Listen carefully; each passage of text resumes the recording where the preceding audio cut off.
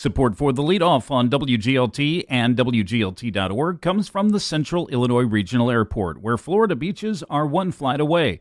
Featuring nonstop service on Allegiant Airlines to Tampa St. Pete and Orlando Sanford from Bloomington. Close, convenient, CIRA. More at CIRA.com.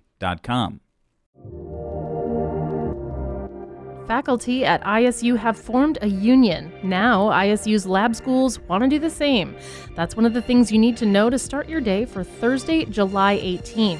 I'm Lauren Warnicki, and this is WGLT's The Leadoff. Let's lead off with a new 15-year plan for Miller Park Zoo. WGLT's Charlie Schlenker has more. Zoo Director Jay Pratt says the city will work with people in the zookeeping world and perhaps consultants before asking the public what animals the community wants to see and what facilities the zoo has or someday could have.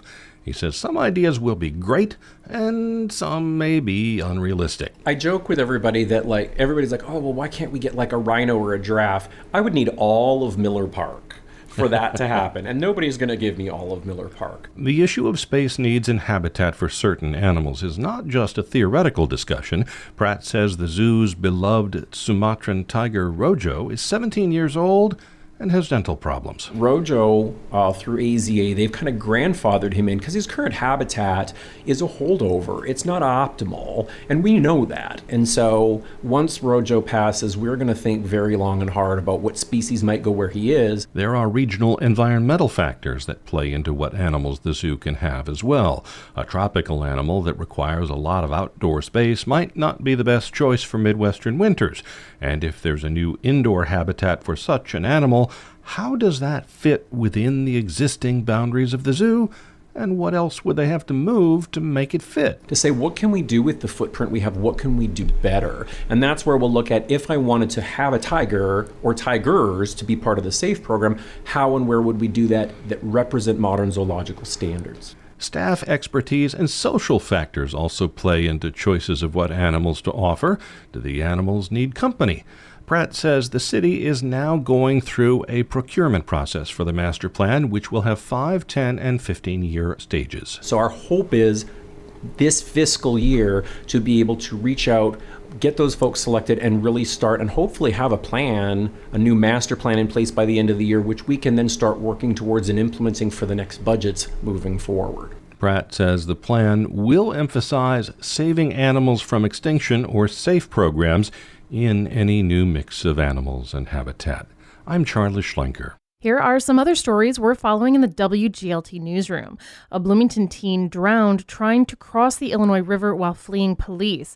That's according to the Peoria County Sheriff, who says 14-year-old Leroy Griffin was a passenger in a stolen car that had crashed in Bartonville. The city of Bloomington is polling downtown businesses and property owners about public safety concerns. City Manager Jeff Juergens says the city plans to increase police presence in that area. This comes amid concerns about loitering, panhandling, and what the city calls inappropriate behavior.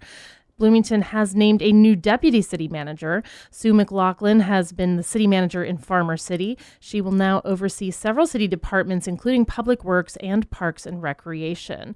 And country star Trace Adkins has announced he's coming to Grosinger Motors Arena for a show on October 25th. Pre-sales begin this morning. You can find more on these stories at WGLT.org.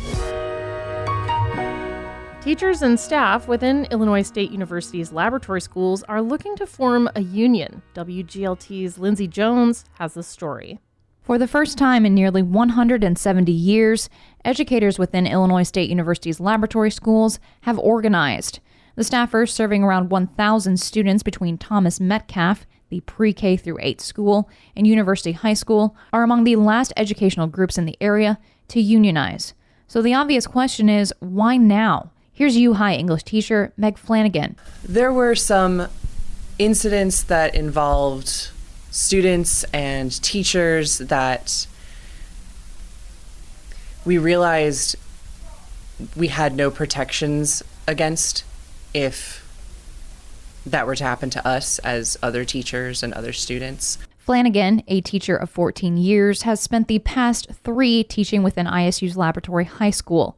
and that gave her a front row seat to an incident that shook the school community in the fall of 2023. But there was an accusation made against a teacher who was subbing at the time, who was a former coach and a former teacher, an accusation made by a student that went immediately to the police rather than through the administration or ISU. Previous reporting from WGLT from that time indicates a longtime teacher and football coach who was beloved within the U-High community was arrested after an allegation of battery. Ultimately, however, the McLean County State's Attorney's Office did not press charges. Still, Meg Flanagan says the whole situation got people thinking. It left a really bad taste, I think, in a lot of people's mouths, especially people who knew that person and especially that person. To have the organization that you gave so much of your time and energy to kind of say, well, you're on your own. But that one incident wasn't the only factor driving support for unionization. Sarah Halade, a teacher of the deaf and hard of hearing at Metcalf, says she's seen the profession shift even just in 2 years of practice. Even just seeing from COVID, just different situations that you're handling with students has just been so different.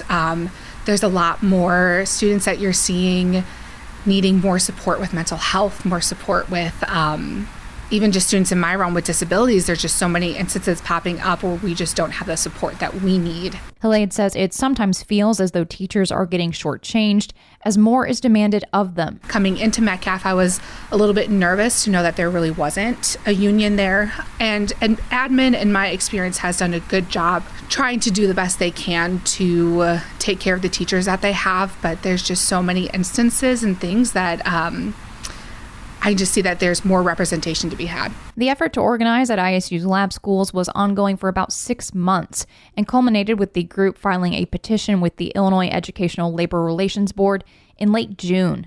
Somewhere between 75 and 80% of potential members gave their signatures in support. I'm Lindsay Jones. ISU's lab school teachers are just the latest to form a union. Earlier this year, the Illinois Educational Labor Relations Board recognized the United Faculty of ISU. That represents tenured and tenure-track faculty on campus. You can read more on this story at WGLT.org. And before we let you go, there's a free concert tonight at Broadview Mansion in Normal as part of the Illinois Chamber Music Festival. That concert's free. And that's it for today. I'm Lauren Warnicki. The show is produced by Lou Warner. You can subscribe to the Leadoff on the NPR app or wherever you get your podcasts.